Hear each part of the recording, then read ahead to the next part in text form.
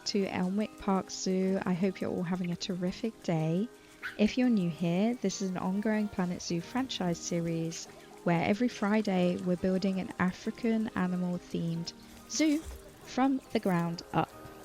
Today marks episode 13, which is honestly a little crazy to think about, and we've still got so much more planned for the zoo. We are yet to have rhinos, elephants, lions, any kind of monkey. So I can't wait to continue this zoo, honestly. We're just starting in our mixed lemur habitat, as I thought I'd give you a quick rundown of what we'll be getting up to in today's episode. If you've missed any of the previous episodes, please don't worry, you can find the entire series in a playlist over on my channel, so you can catch up on everything we've built so far, from our entrance area all the way through to last week's African penguin habitat. We'll be heading over to our penguin area to build a brand new nocturnal house for our Fennec foxes. I think it's going to fit the area really nicely and add another unique experience for guests exploring the zoo.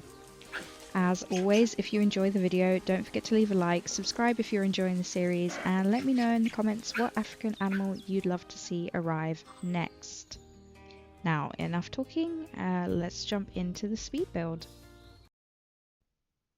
As you can tell, or hopefully you can tell, I am officially recording everything on my PC. Well, not recording because obviously I play on console, but editing wise, everything is happening on my PC now, which is kind of scary. It's going to take some getting used to. I'm definitely going to be playing about with different software to use and things like that. So do bear with me in the next couple of weeks coming up, but hopefully I will get there and learn pretty quickly what works for me. So yeah, that's very exciting. It's really nice to have my PC. It feels very strange. If there are any games that you would like to see on the channel other than Planet Zoo, please let me know. I would be more than happy to start playing some different things as well. But for now, obviously, I'm enjoying this series. I'm enjoying this little zoo that we're making. We've made such huge progress. So yeah. This is the nocturnal house that we're building for the Fennec foxes. It ended up being really, really long. A little bit longer than I thought, but it works. They've got plenty of space in here, so it's fine. And I also thought it would be nice to have the fruit bats in here. So that's why we've got that big walkthrough exhibit there. I understand why they're the shape, but I never really know what to do with it, especially for bats. I don't know if any of you have ever been in like a walk-through enclosure with bats, but it's usually a very large open space. So I didn't want to do anything like too small. I haven't actually played with the bats in game before, so it's really nice to kind of see what they look like, and also I was completely unaware that we could have 35 of them. That seems like a really decent amount, so I was really happy to have that many in here. I will probably come back and tweak this. I'm not gonna lie. It was not, at least the bat area. I'm quite happy with the Fennec fox area. As you can see here, it was looking fine. I do cover up this terrain, but I wanted to elevate the terrain here so that the guests could kind of see them more at their level. I thought it was a nice way to do it. I've seen zoos do this in the past, so you can actually get a good view of them. I then went in with these little tiles. I do kind of regret it because I really was unaware of how long this this building is, but it works out fine.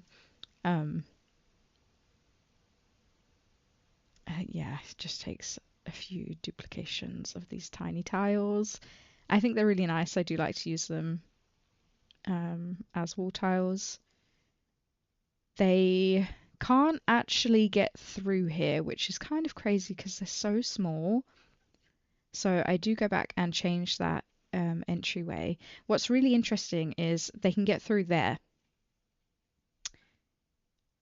I don't know why or how they can get through that little rock archway and they can't get through a doorway, but you know, it's fine. We change it because I don't think the keepers could have probably gotten through there anyway. But I kind of wanted two separate sections because we have 4 Fennec foxes in here. So I wanted them to kind of have almost look like it. They have like separate living quarters. I then decided I wanted to put a floor in as well, just to make it look a little bit more man-made, seeing as it is like an inside of a building, there would be a floor rather than just straight up dirt or sand, I guess, is what they like to have. So I do switch it up a little bit and try and make it look like a little bit more man-made rather than just dirt raised up. So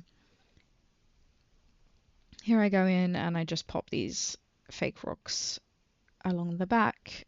Just lines the area quite nicely. Pop in a few. It was really nice and easy to do this. I kind of had a vision and I think it came out quite nicely. It's not overcomplicated. It's pretty simple. I really thought that these guys would be able to have um, the different types of cactus plants in this game, but it turns out they can't. So, okay, my headset just died on me for no apparent reason. Okay, that's always fun.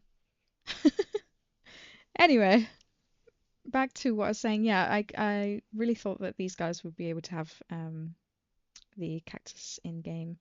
So I need to, probably the camels can, right? Maybe we need to add camels to the zoo. But I would really like to add elephants and rhinos next. Or maybe another cat, I'm not sure.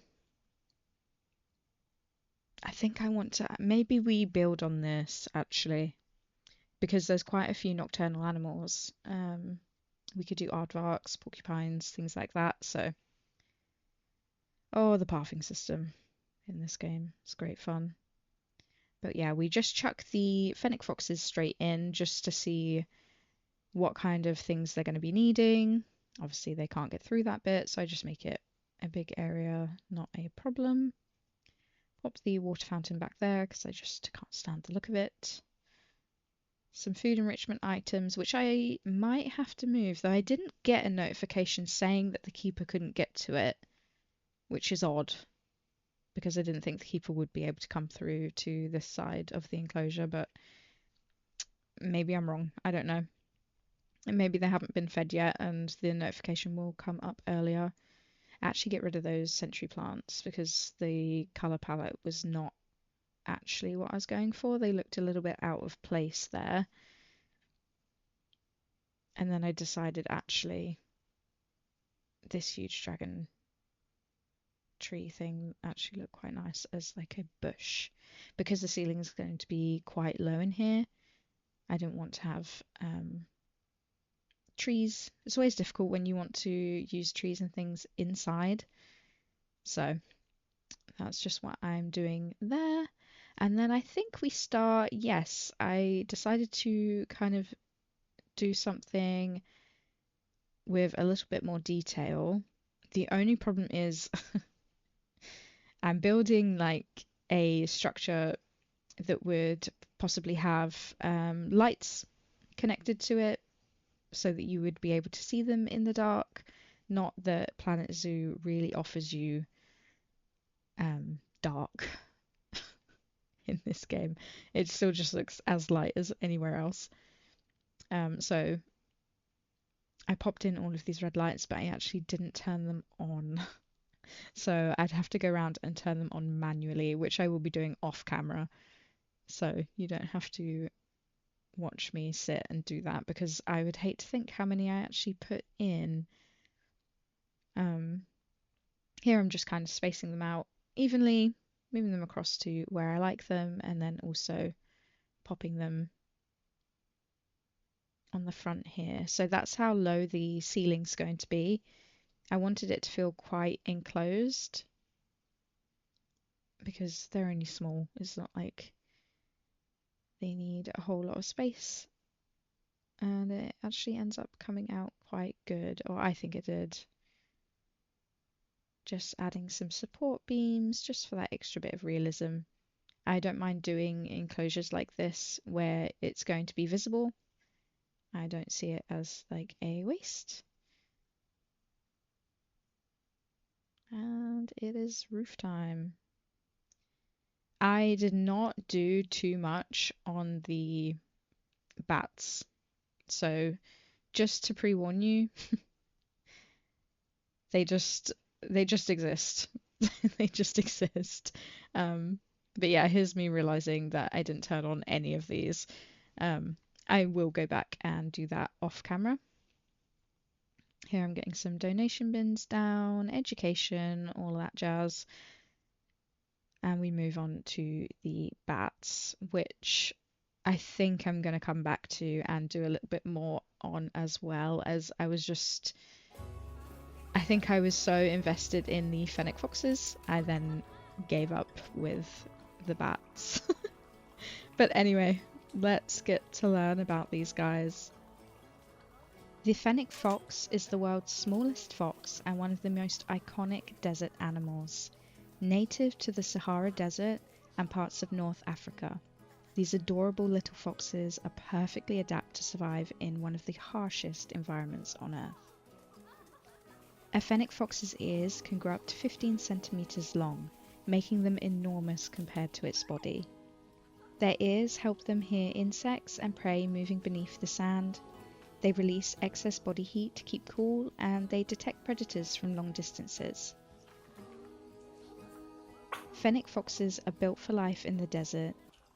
They have thick fur on the soles of their feet to protect against scorching sand, pale sandy fur that reflects sunlight during the day and provides camouflage, and dense fur that keeps them warm during surprisingly cold desert nights. They hardly need to drink, as most of their water comes from fruit, roots, leaves, insects, and small animals. Fennec foxes are opportunists, which means they will eat almost anything they can find. Their diet includes beetles, grasshoppers, lizards, small rodents, birds and eggs, fruit, berries, roots, and desert plants. They are mostly nocturnal, becoming active after sunset to avoid the daytime heat, and they live in family groups of around 2 to 10 individuals. They dig extensive underground burrows that can stretch several meters and have multiple entrances, and they are extremely playful. Their hearing is among the best of any fox species. They can hear insects crawling around, tiny rodents moving beneath the sand, and predators approaching. Baby fennec foxes are called kits. Litters usually contain 2 to 5 kits, and they are born with their eyes closed. Their ears begin to stand up after a few weeks, and both parents help care for the young. They actually just look so adorable. I usually see them at zoos I've been to exactly like this, curled up in the sand asleep. Usually if I go to a zoo, I then try and go and have a look at them closer to when the zoo is closing, and if you're lucky, you get to see these guys up and active, or just about waking up. Right, we're going to jump back into the last little section here where we pop in our fruit bats. I take away all of the caging. I think I prefer it as an open, like a bigger open area, but I might come back and change this. Who knows? You'll have to tune in next week to see what I've done with the place. Because I'm just, ugh, I really wasn't sure about this. So this building does need to be a little bit higher to obviously house these guys, which isn't overly a problem. And then it is your choice whether you want to come in with the bats or just view the fennec foxes here. Once again, we're just using the faux rocks in game. I then kind of make a wall using them as something for the bats to possibly cling on to. It is very repetitive, unfortunately. I might go back and once, like I said, I'm very close to changing this. But for now, this is what we're left with. And to end the episode, it looks like our red river hog is about to give birth. So we'll just watch her do that. See how many babies we get. I'm pretty sure we can have up to 4. That might be a bit excessive. It might just be 2. I'll have to check the Zoopedia on that one. Or someone can let me know in the comments. So we have 1. Just 1. A little gold girl. That's great. I think we do have some babies in here already. And we also have some grown up from last time that are just on contraceptives. So yeah, the zoo is coming together. We do need to do a lot of work coming out of all of this.